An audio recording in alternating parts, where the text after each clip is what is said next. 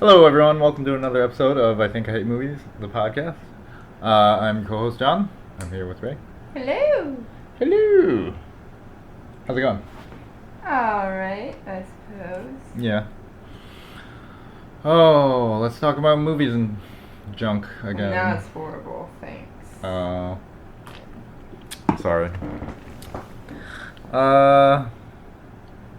Not to bring it down, but I guess we'll start off really quickly acknowledging that Prince passed away the other day.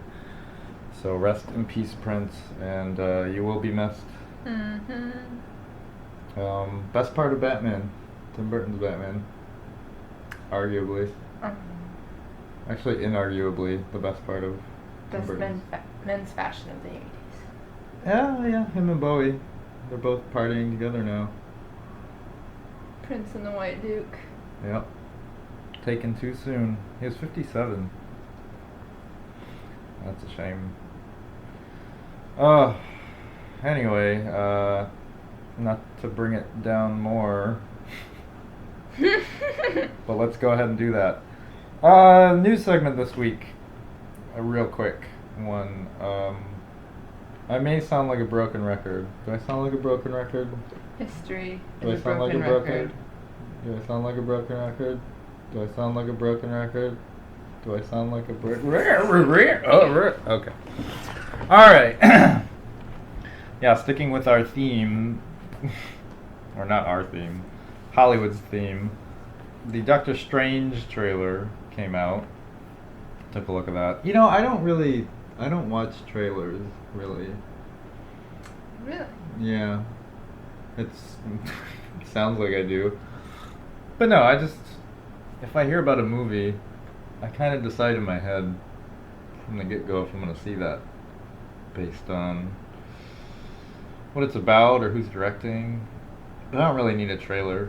Especially Western trailers are so bad at... They're bad at creating suspense or, like, you know what I mean? Like, they give away so much in Western trailers. For Western movies, I feel that there's no point to see the movie after. Like, what was... I mean, like, Batman versus Superman? No, that's not... No, I'm not going to talk about Why it. did you bring this up again, mister? Fuck.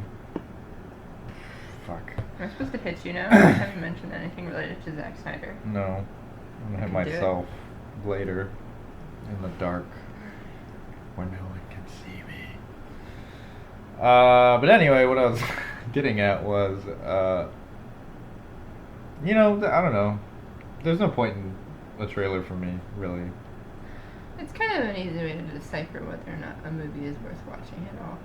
Yeah, but that's what I mean. Like, a lot of the times, if it's, like, depending on the subject matter or who's directing, I kind of have my mind made up beforehand if I'm going to see something. Like, a trailer is not going to convince me to see a movie.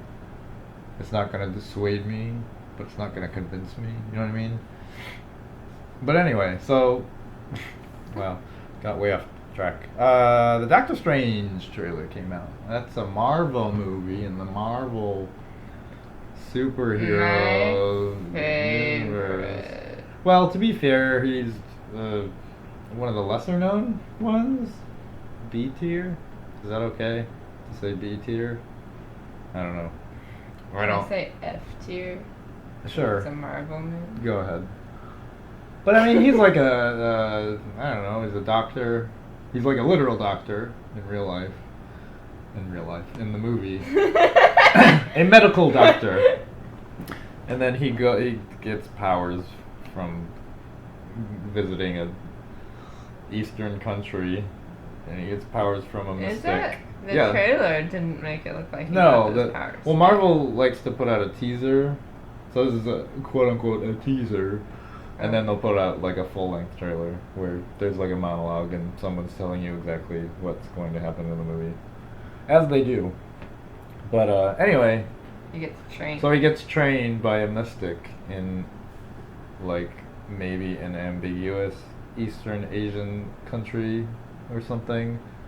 But the mystic is being played by Tilda Swinton. I like Tilda Swinton, I do too, Seven. but she's not Asian. She's So again, we have the appropriation of Eastern cultures or Eastern characters by white actors. White Hollywood actors. Tilda Swinton.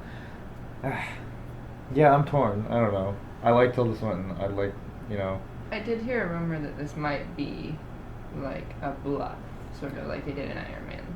You mean Ra's al Ghul and Batman Begins? Yeah. Oh, it was like, well, that was the opposite, right? That was like, oh, the Asian guys, was Ra's al Ghul. Oh, just kidding, it's Liam Neeson, it's a white guy. So it would be the inverse? Or It would be the reverse? inverse of that. It would be the Mandarin, which I still haven't seen that movie. The Mandarin, right. Well, that whole thing was a ruse. I Like, didn't his see character the movie. wasn't even,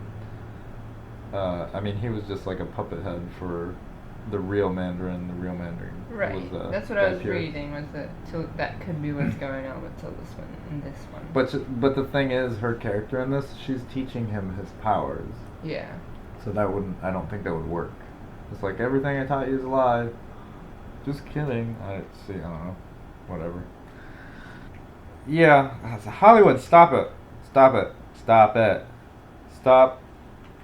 Stop it. Stop appropriating these characters and taking things that aren't yours. Stop it. Okay, Hollywood, stop doing this. Adam Sandler, stop it. And I don't know, something else. A lot of things. Anyway, yeah, nothing new there. What a bummer. I don't know, that movie looks okay though. I'll wait for Netflix or something. I don't know. Next story, real quick follow up to last week's, the Ghost in the Shell kerfuffle. Recently, this is coming from Kotaku. Recently, the publisher of the Ghost in the Shell mangas, the international business director, I don't know, I guess that's a position, of Kodansha's, the publisher of the original manga, Sam Yoshiba came out and said, quote, looking at her career so far, this is referring to Scarlett Johansson as Motogo Kusanagi, I think Scarlett Johansson is well cast. She has the cyberpunk feel, and we never imagined it would be a Japanese actress in the first place. This is a chance for a Japanese property to be seen around the world. End quote. So, does this change your opinion? Not really, no. Not really, no. Me neither. This comes off as like a slick PR move. Like, oh god, please just go see this movie anyway, all you angry people. Also, you're the business director of the now defunct Kodansha. So, I don't want to hear a businessman try to justify this casting choice. That'd be like if Tolkien's publisher came out and said, like, oh yeah, the casting for Lord of the Rings is great, That would be amazing because Tolkien's publisher was still alive in 2001. Yeah. But that's like the same, that's the same thing. Like if they came out, like a businessman comes out and goes, Elijah Wood is a great fit for Frodo. Like nobody cares what you have to say, businessman. Of course you're gonna promote whoever gets cast because there's, this is like Business. a lucrative business, right? And this is just good press for you. You're selling the defunct publisher is defunct Kodansha, but they're reissuing the manga right now. They began reprinting the manga after they started the movie production. So this is all about the business. So nobody cares what you think. I never, what was the quote? We never imagined it would be a Japanese actress in the first place. Really? You didn't? You never imagined that? He's the director of international business. International business, right. Also, like, does that mean you imagined a live-action Ghost in the Shell movie without a Japanese actress? Yeah, this story is just, it keeps getting better, folks. So stay tuned. We'll probably have more news next week about how the Ghost in the Shell production is all CGI now, and everyone's CGI Asian, and it's set in Scotland or something. I don't know. Poop. Well, on a brighter note, we missed it, but there was a new Gojira trailer that came out. Not Godzilla. Shin Gojira. So this is the new Japanese only, or Japanese exclusively. What am I trying to say? This is the new Japanese Godzilla movie. What did you think of the trailer? Because I didn't watch it because I don't watch trailers. You did watch it. You showed it to me. I super watched Comment it. number 1. Yeah. Number 2 is, holy shit, the casting in this movie. They even, like, boast about it in the trailer. There's this one, like, pan where they cut, and it's, like, all these huge A-list, Japanese, like, A-list Hollywood. Hollywood. Japanese A-list celebrities back to back over in the trailer, and I was just like, whoa, what is going on? This is the biggest budget movie I've seen in Japan since Attack on Titan or whatever, and even that wasn't even this high budget, it seems like. Didn't look like it. Yeah. This looks good. This looks good, yeah. Kind of. It looks weird. First of all, well, like, sorry, as I was saying before, like, how American trailers, like, kind of telegraph everything that's going to happen in the movie, there's a bit of mystery and vagueness to this trailer, and there's no voiceover. And it's deliberately so, because the other thing, too, is that they put the title in straight up katakana. It's Shin Gojira, so you don't really know what the Shin means, if it's, like, if it's death, or new, or all those other, like, other possible readings of that kanji. So they do it deliberately vague, where you're like, you don't know what this movie's about, but it's a Godzilla movie. Here you go. Yeah, well, the American title is Godzilla Resurgence. So that is Godzilla's coming back? Maybe? I feel like they're taking their best guess at what it could mean, and they picked a possibly vague word that's related to Shin as well. Yeah. Yeah, it looks really good. Godzilla looks good. He's got that crazy mind of its own vestigial tail.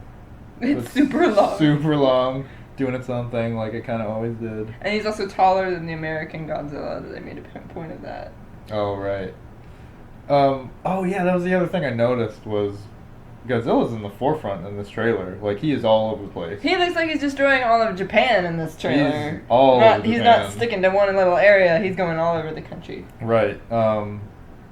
So, compare that to the Western release, Gareth Edwards' Godzilla back in 2014, was it? Those trailers hid the fuck out of Godzilla. Even the stupid fucking Roland Emmerich one, like they didn't show you Godzilla at all in the trailers because that was the big reveal, which kind of speaks to what kind of movie they're making. So, like Gareth Edwards, you don't even see Godzilla in the movie until like 40 minutes in.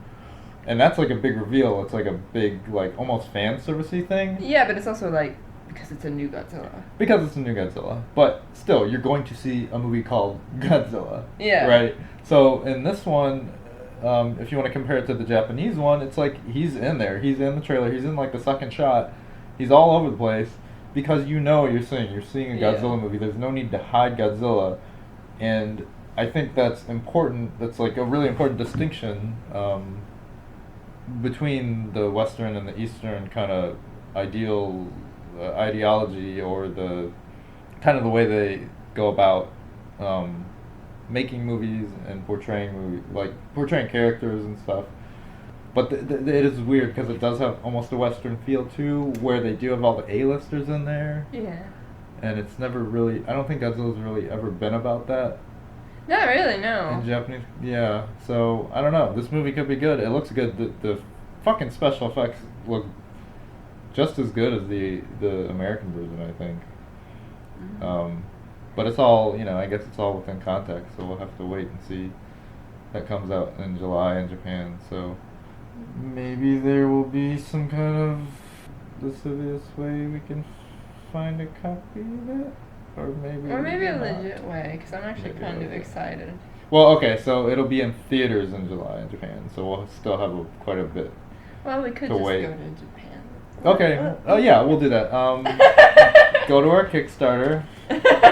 We need 2 tickets, all expenses paid, and we'll live blog that or something. Anyway.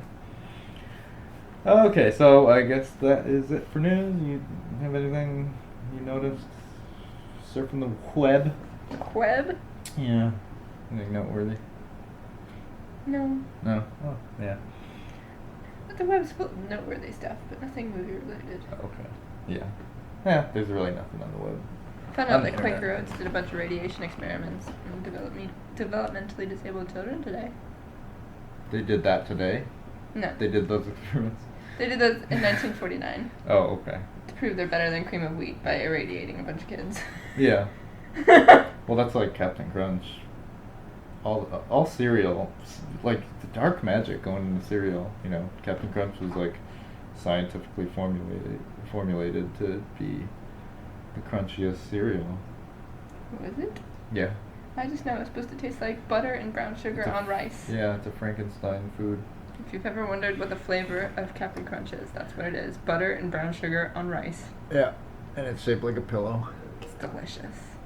And I know that Fruit Loops smells like sassafras, but It's okay. It fucking tears your mouth apart, though. only if you don't brush your teeth I need properly. like a mouth guard just to eat Captain Crunch. You eat your teeth when you're sleeping, so you Yeah, I know, and I can't afford to lose any more teeth. It's a Captain Crunch. It's like eating fucking rocks. Jesus Christ. Peanut butter crunch though is alright. Peanut butter crunch is worse than Captain Crunch when Peanut it butter comes to crunch chewability. is amazing. Best cereal.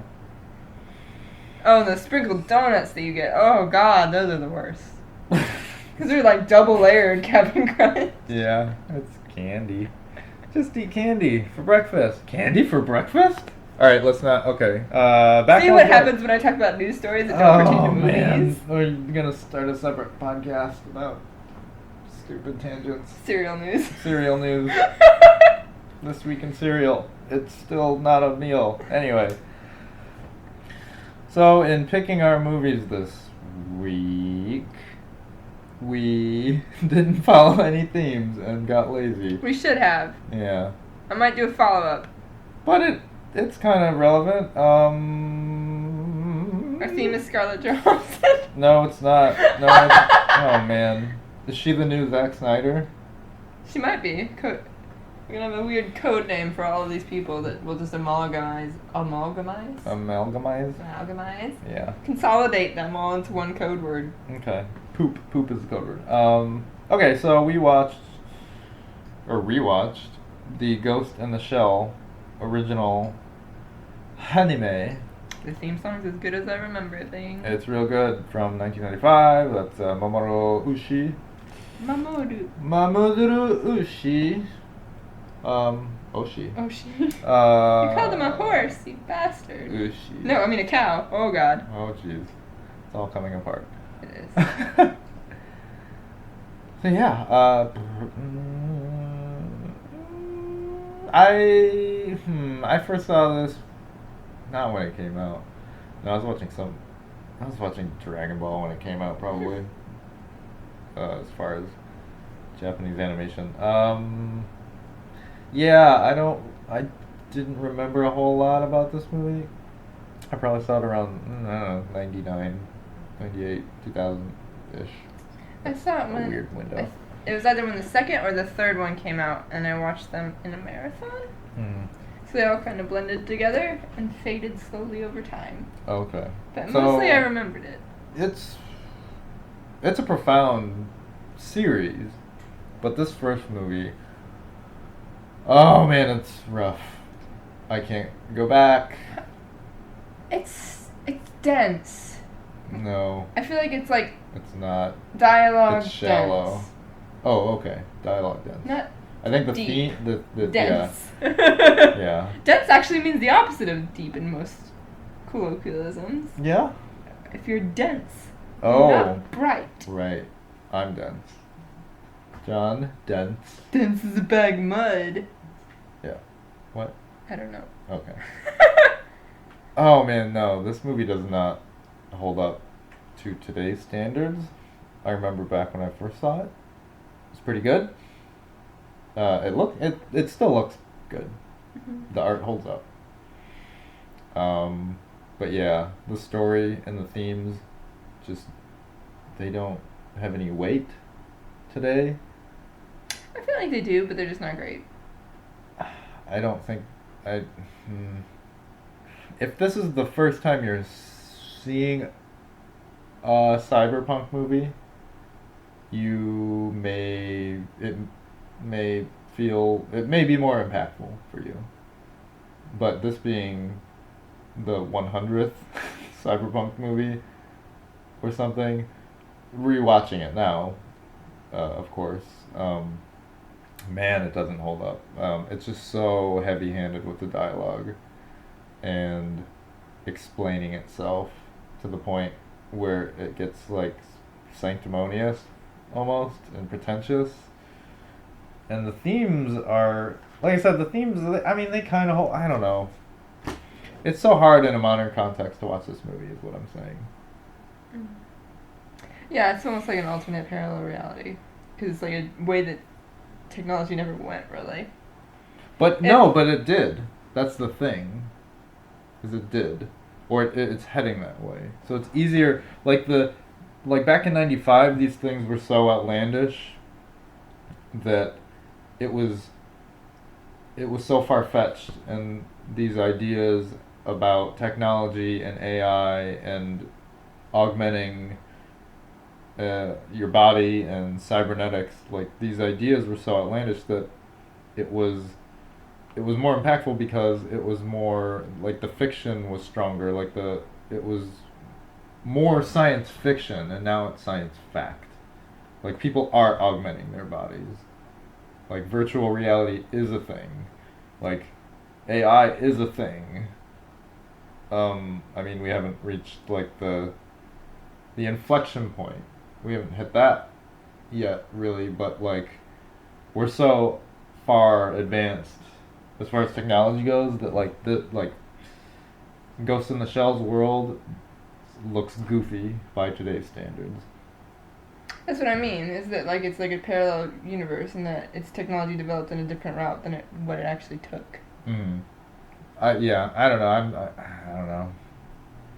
I'm thinking it's very more much like the Neuromancer world of William Gibson, which came out in the 80s. Uh-huh. So it's not too far-fetched. Yeah. It looks like it's taking place in Kowloon City. There's a bunch of Japanese and French main characters, but they're presumably speaking Mandarin because they're surrounded by Mandarin signs. Yeah, that's the interesting, one of the interesting things I noticed, which may have gone over my head the first time. But there's a really diverse cast. That was very common in cyberpunk literature. Yeah. So, not to bring it back up or not to rehash the issue, but Motoko Kusanagi, the main character, does appear to be, even though she is a part cyborg policewoman, like, she does appear to be Japanese in the context of that world, or Asian, I would say, because she is surrounded by white characters or more diverse characters, like more different characters from different ethnicities. So I don't know. That's just a weird side note thing I noticed. But anyway, so yeah, this is like the plot is still interesting. Like the overarching plot line where like there is a cyber terrorist who is like they're after a cyber hacker, right? And you're what? What? Spoilers?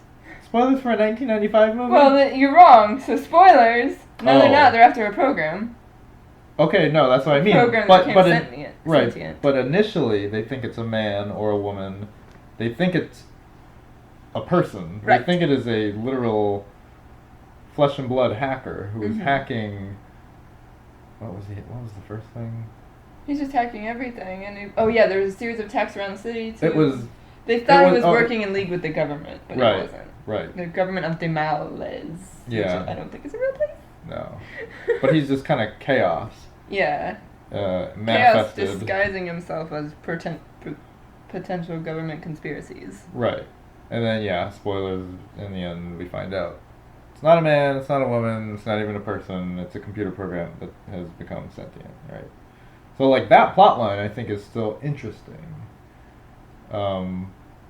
But again, that theme of, like, AI becoming sentient and, like, you know, raising those questions of, like, the maker and, like, you know, God, quote unquote, or you know, I think it falls apart most at the end. The consequences of man's actions and hubris, like, yes, yeah, the end is rough, but I mean, the action scenes are good, the art is still good, I think. I just can't get over, like, it, maybe I can't, I don't know. I get it. It's a movie from 1995. Not everything's gonna hold up. But the dialogue especially is so hard to swallow because it's so heavy-handed. I just feel like it's more dense than anything. If it was spread out more, it would be better. It felt like a cheap sci-fi movie, the way that they would give out dialogue without any sort of input. Like, yeah. I feel like they're well-developed bits, but they could have been staged a bit better. Yeah. Like, I don't take I wouldn't say it as being dated, per se. I think it's super dated. But I don't take anything away from its cultural significance. I think it had a huge influence in cyberpunk and sci-fi media and storytelling, and art, like the aesthetics. And I'm sure somebody did it first. Yeah, I know, probably. But like, this movie is still gorgeous. But I look at. I feel like I don't that's know. the part of it that's the most dated. Is the way it looks. Are you serious? Yeah. The backgrounds and the matte painting and the animation are still top notch. They're beautiful, yes, but I feel like it's the part that's the most dated about the movie. Oh really. no, really? Oh.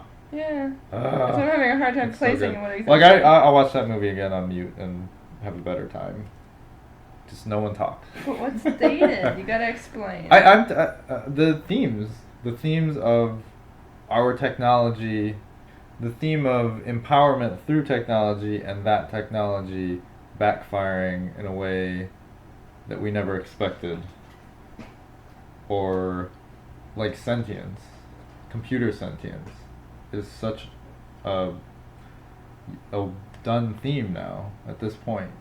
Now, yeah. Okay. That's what I mean. That's what I mean. Okay. That's why I'm saying this feels dated, because now, watching this now, it feels, it's just silly. And because the dialogue is so heavy-handed and just explaining everything to you, and I don't know, just the way it just kind of, like, it never feels like it's got its tongue in its cheek, like it's goofing at itself. But the dialogue, it's a very serious movie. That's the dialogue is goofy. Like, it's silly. It's so self-serious, but it's just talking about, you know, like, I've transcended computer AI. I am in control now. I am an AI. I'm a program. You cannot destroy me. Blah, blah, blah. It's like, I don't know. It just comes off silly now. But, you know, back in '95, that was a fairly new thing, I guess. It still hasn't happened yet, so. Well, that's what I'm saying. You know, we haven't reached that inflection point with our technology, but we're on the way. So it's like, that doesn't seem as far-fetched now. Like, a lot of times, good fantasy and good science fiction for me, or one aspect that I really enjoy, is when you can draw the parallels between a science fiction world, which is so completely bombastic and outlandish, and you can draw similar parallels between our modern society, and that contrast. I I think that's a really important storytelling aspect. But Mm. when, like I said, when When the worlds are so catching similar up to now, it, we're yeah. catching up to it. It's like that doesn't work anymore. Those themes are outdated. It just, I don't know. I still enjoy the movie though. I still enjoy it. Like I said, the overarching plot is still good. It's a cool like noir mystery, sort of. compared to our next film. Yeah. Compared to our next film.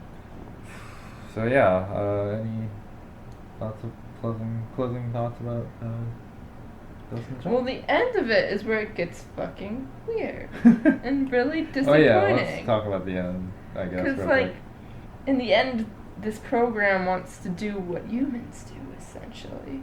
Mm-hmm. Which is a big theme, again, of our next Yeah, I want to be embodied. I want to reproduce, essentially. I want to reproduce. I want to combine what I know with what something else knows, but if it's already surpassed the human race, why would it want to be part of something even partially human, which is this case, because she's a cyborg. Right. So the end is where it just really kind of jumps the shark, as you would put it. As the fans would put it. It's just like, wait, why? Yeah, they needed to give context to a big tank fight, which was cool. So yeah. Oh, also, real quick before we move on. So, I know the Ghost in the Shell universe is big and expansive, but this first movie, there are no characters in this movie. There is a cool world, there's a lot of cool world building and setup and atmosphere, but there are no characters. There is not enough character. Like, everyone is very one note. You have the one trait. And, like, that's cool. I guess that works in the context of, like, an old 90s anime. But, like, now I need more. I need more nuance. I need more from my characters. There's, like, 8 more movies. Yeah, exactly. So, I'm really curious how Hollywood's going to do it. So, but Scarlett Johansson's a perfect fit in that regard for Motoko, because in Lucy... which is the next movie that we suffered through, she plays one note character as well. Well, maybe one's generous. A half a note? I don't know. She has lines that she says with her mouth, and then she walks to different places and settings. So that's a movie because of... I'm making faces, I'm sorry. I'm sorry, pod listeners. Yeah, that doesn't play for audio. Now I'm just going to draw your face for the thumbnail. Diarrhea. I'm pooping. Poop face. Okay, whoa. 2014's Lucy by Luc Besson. Prolific action director. Leading lady action. Yeah, and writer. He wrote this one too, and I don't know if he was going through a rough time, had writer's block, or it was very short. It's like he almost gave up on this movie. It was, especially for a Luc Besson movie. Although, I don't know, stuff like Fifth Element and Leon the Professional have a lot of filler. I haven't seen those movies in a while, but... I've never seen The Professional. Oh, no, that movie's okay, I guess. I don't know. Okay, so, well, that movie has a lot more character than this one does. I'll give it that. Oh, okay. Yeah, it's more of a study on the two characters, but, so Lucy, if you haven't seen the terrible previews or seen this movie, it's about a girl named Lucy, and she ingests a bunch of drugs and then transcends human intelligence, and then stuff happens. While she's transcending. Yeah. I don't know.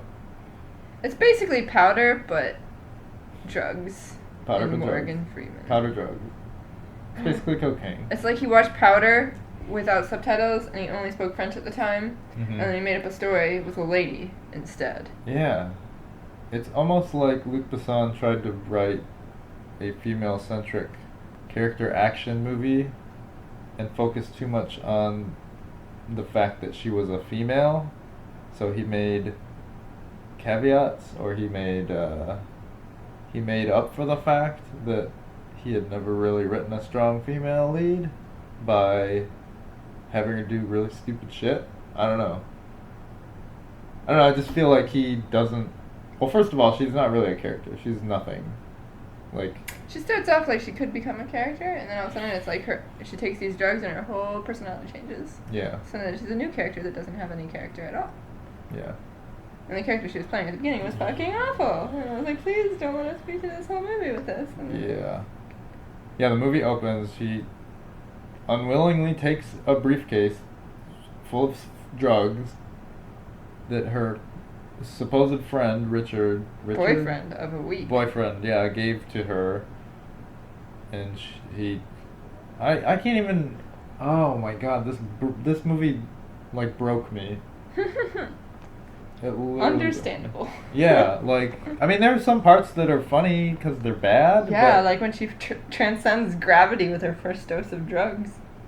That was yeah, pretty good. That was actually pretty good. The room was basically a gravitron. Yeah.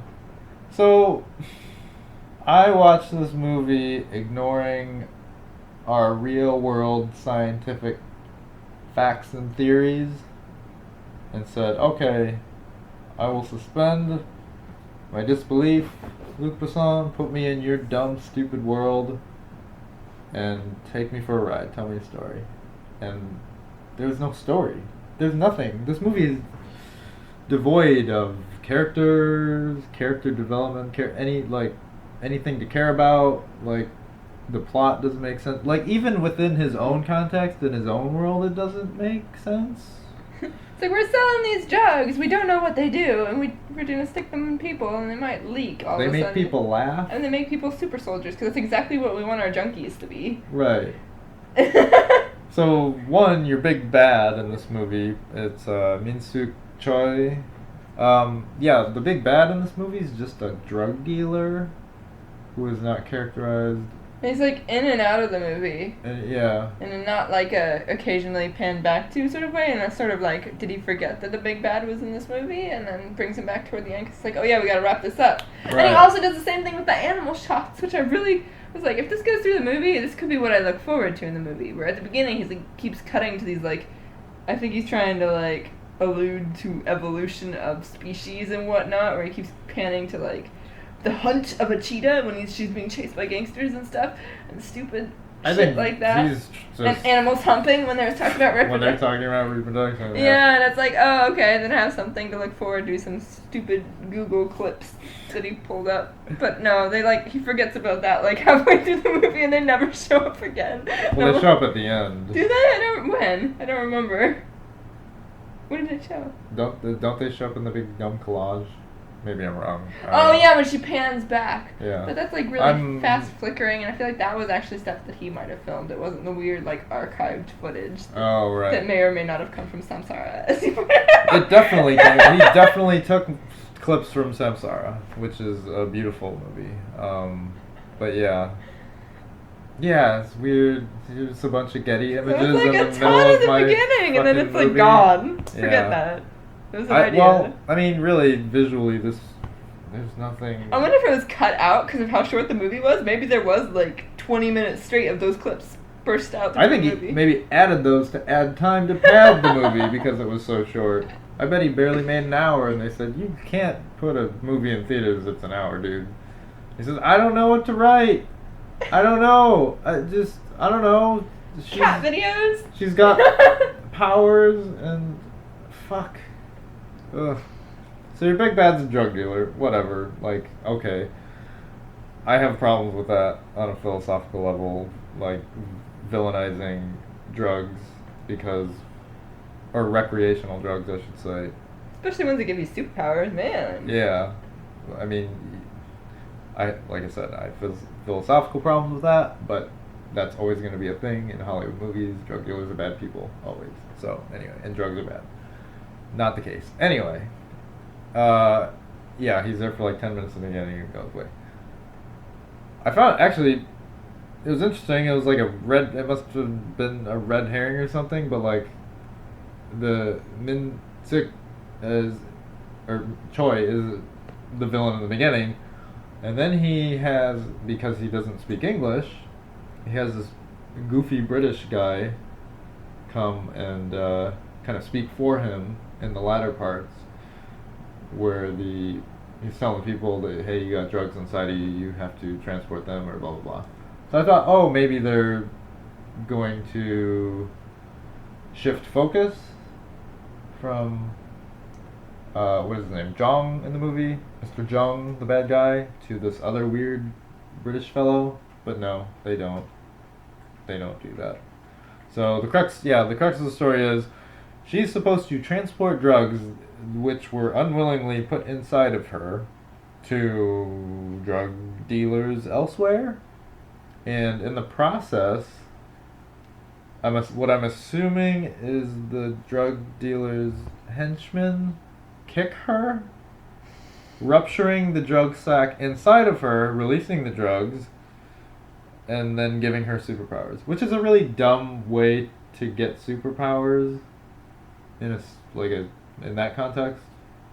But it's also kind of offensive because she's a woman and because he wrote a woman character. Like, can we, like, Hollywood, can you collectively fucking stop with that trope?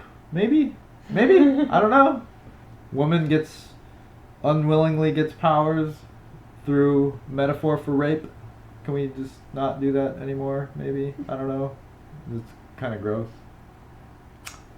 So anyway, the drugs get released inside of her, and she gets superpowers in this really stupid scene. She's flying around the room, because that's what happens when you unlock the full capacity. No, that was 20%. That was just 20%. That was just 20%. That was dolphin percentage right there. Yeah. Instead of Sonic. That's why dolphins can fly. Yeah. They fly underwater and Uh-huh. do flippy flips in the air. I wish that scene she was just doing flips off the floor. That would be good too. And squeaking. That's in the deleted scenes. Well, that's where, like, okay, your movie science is stupid, but that's, fine.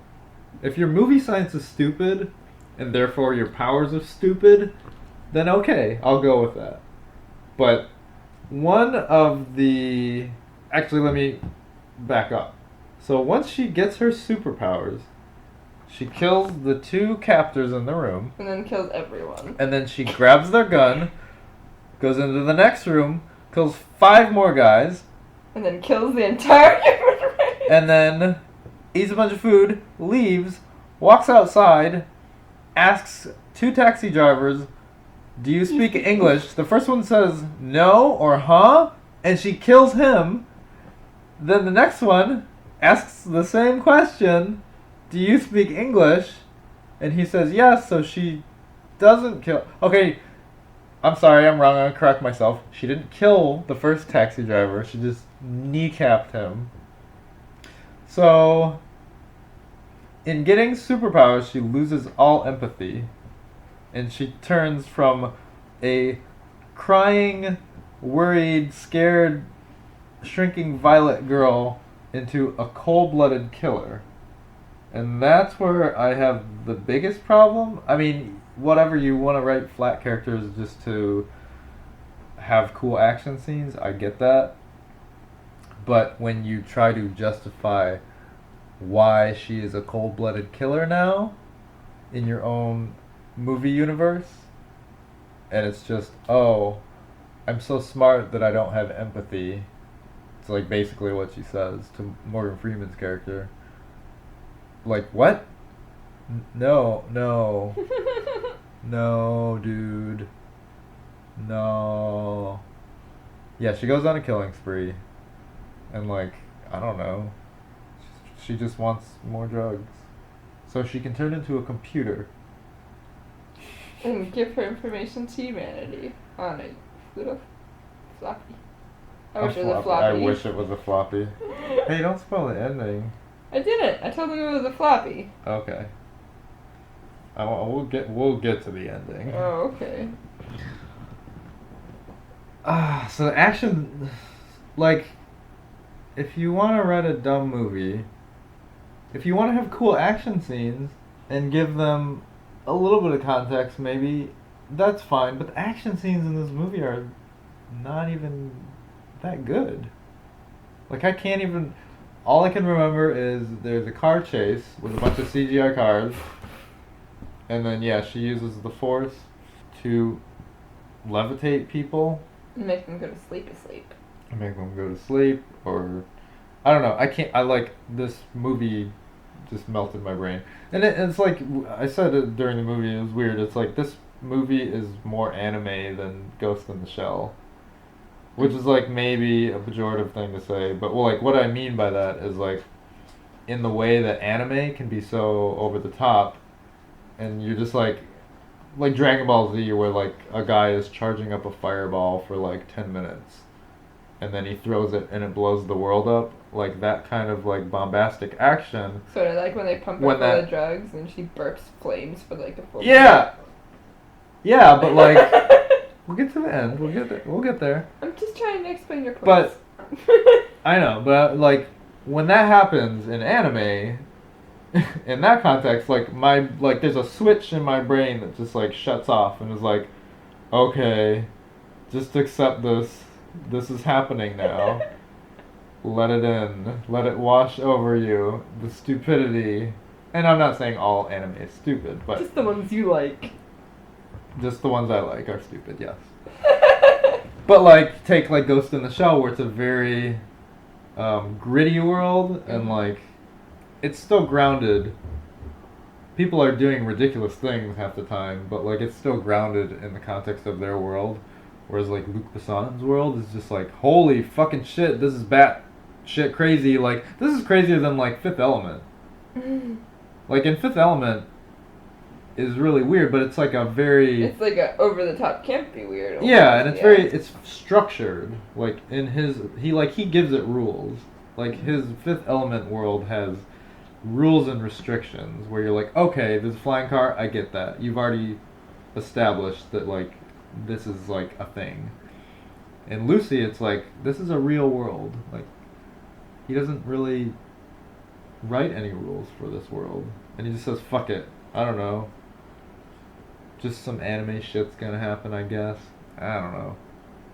So you want to talk about the end? Because the end is actually the best and the worst part of this movie. What? Okay. I was reenacting the ending with you. Oh. You wouldn't play. No, I don't want to. So the whole movie, she's trying to get more of this drug, CH4.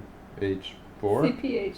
CPH4. CHP4, something they made up. Something they made up that is supposedly a real thing, right? In the context of the movie. I'm pretty sure it's not. I never heard anything about this. It's a drug that you get from your mother when you're a fetus. So she gets all their synthetic super drug and injects it into her, and then she goes back in time to the dinosaurs, and then she goes further. No, she goes forward after that. She goes the wrong way. She went too far. And she then went she too far? Forward. Oh, right, yeah. Dinosaurs, then hominids, right. And she meets the first... Yeah, the first... Yeah, exactly. Woman hominid found, right? Or... In the movie, they say she's the first one. I guess. I don't know. And she looks like an Australopithecus, but I thought Lucy was Homo habilis. I thought she was, too. I thought she was bipedal. Like Australopithecus is bipedal, but like more human. Yeah, me looking. too. I thought she was Homo habilis. Yeah, Lucy looks like a but fucking actually, ape in this movie. I feel Homo habilis would still have been ape-like, but Homo habilis is in Europe, so I feel like they ruled it out. They thought she was Homo habilis because they found her with tools, so maybe she was Australopithecus or Homo erectus. Because there was something that they thought when they found her, and then they changed their mind because they realized that earlier hominids used tools. It's all coming back to me now. I'm unlocking my brain. Oh no! I'm floating away! Ah! Oh, yeah. So. What were those waves? So Lucy meets Lucy. And she touches her fingertips. Yeah, just like the painting. Yeah, she touches fingers with Lucy the hominid, like the creation in the Sistine Chapel. And we're supposed to be amazed by this bullshit. And somewhere Luc Besson is, I don't know, masturbating. Like, that's what this felt like. This movie felt like masturbatory and like fake, faux pretentious. Like, Luc Besson thinks he's like smarter than everybody, and he's writing this script with all these complex themes, and like they're not really that complex, and the imagery that he's using is just hammy and stupid. Mm-hmm. I thought the last scene was funny though, because then she turns into a computer that's a bunch of... It's like the castle from the Dark Crystal. Yeah, it's like it's like a gooey spire in the middle of the ground, and she gives... To punctuate the stupidity of this movie, she gives Morgan Freeman a USB drive with all the knowledge of all humankind on it. Before disintegrating into a pile of soot. Yep. Spoilers. Oh man, did we miss anything? Did you like anything in this movie? That's a better question. Because we could go on for days about how bad it is, but was there anything you actually liked? Like genuinely, not not ironically or like in jest or the anything. face melting scene doesn't count. Oh, that was really good. Yeah. I don't know if I like that ironically. I think... I don't know. Because it felt like it was like an old horror trope because her teeth started falling out, and it was like, oh, I see where this is going. And then she just starts turning into fairy dust on a plane, and she goes into the bathroom, and literally her eye is sliding down her face, but not in like a cool looking way, and like a dumb, like, I'm 12 and I just got Photoshop and I found the smudge tool looking way. It looked really bad, but I was like, okay, this is dumb. Also, this whole movie, like, every special effect looks like garbage, so I don't know. Maybe Luc Besson needs to just step back for a minute and stop, or... I wonder if he just couldn't afford his house payments or something. Yeah. Kind of felt like I made a movie because I needed to make some money, and here you go. Okay, thank you. Bye. Yeah, it really did. This felt like such a throwaway movie for him. But, like, I don't know. Maybe he gets too much credit, too. Maybe it's like a Tim Burton thing. Like, he's so prolific, but, like, really. Don't know. What are you doing, man? No. It's different. It's different. I thought of the word I couldn't think of. I don't know if that was for the pod. Defeatist is what Tim Burton is. That's what I feel like. Luc Besson just is tired. It's just diminishing returns for him at this point. Yeah, that seems more appropriate. Yeah, I don't know. His new movie looks okay aesthetically. Valerian and the Thousand World Planet thing or whatever. I don't know. That new movie looks okay aesthetically, stylistically. It's like an old serial comic graphic novel, like inspired Star Wars supposedly. So I don't know. I've never read it, but I'll be interested to see what the movie is. Hopefully, it's not as hammy and pretentious sounding as Lucy was. Yeah, there was nothing I liked about Lucy. Nothing. Mm-mm. Other than like if I would have paid for this movie in theaters, I'd be mad. But like, since I'm watching it now, after the fact, I paid for this movie. Anyway, moving on. So that's gonna do it for this week. Ghost in the Shell may be worth revisiting. I'm not sure. It depends on a lot of factors. If you've seen it before, maybe if you haven't, I don't know. It still looks nice. I was like, I don't know. Like, the litmus test is like Akira, and like Akira is so good, and it's older, and it still looks better, and the story's still weird enough and not up its own ass.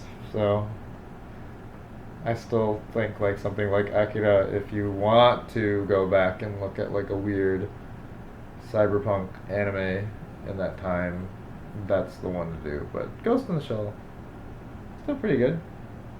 I need to rewatch Akira. I fell asleep during Akira. Really? Yeah. You don't remember? I don't. It's because when I watch Akira, I watch You're riveting. Akira. I am. It is very riveting. I woke up during the transformation. Oh, Or okay. before the transformation. Tetsuo Canada. Hard to sleep through that part. Yeah, yeah.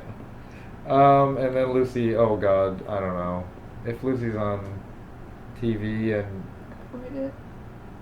yeah, I don't know. If you're curious and it's just like happens to be on, watch it. It's like Catwoman in that way. No. Like if it's on, There's no burping cats. you watch it and it's real dumb. But I probably laughed during Lucy as much as I did Catwoman. I so. laughed way more in Catwoman. Like the last scene in Catwoman when Sharon Stone dummy That's pretty falls out of the glorious. building is way better than every dumb thing in Lucy. But But then there's also the cat burping in Halle Berry's face. Yeah. No, where that- she that's- gets catnip. that's like the equivalent of like Scarlett Johansson's character Lucy like burping light Flames. flames Oh, yeah. at the end. So for me, but like I said, the tumbling dummy out of the building will never be beaten.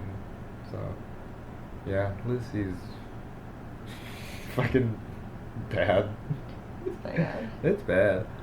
So no emails this week. If you guys want to send one, send it to ithinkahatemovies@gmail.com or visit the Tumblr. The Tumblr's in the links or whatever. Tumblr's ithinkahatemovies.tumblr.com. Mhm. Yeah. And Ray does all those. Those are really good. I really enjoy those. They're better than my bullshit that I put on the archive and the YouTube. So. Yeah. He draws all the pretty pictures. Yeah. Man, this was a self-deprecating one. This was bad.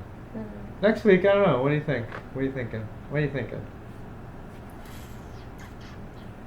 What should we do? What should we do? Listeners?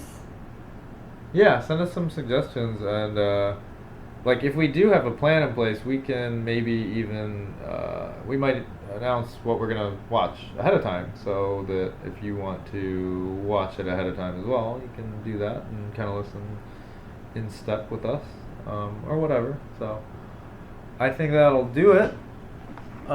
Thanks again. Thanks for listening, you guys. And we will see you next week. What?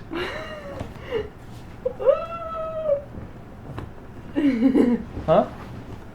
Every time you sigh. Fuck. This is going in. Podcast. Oh, you're laughing.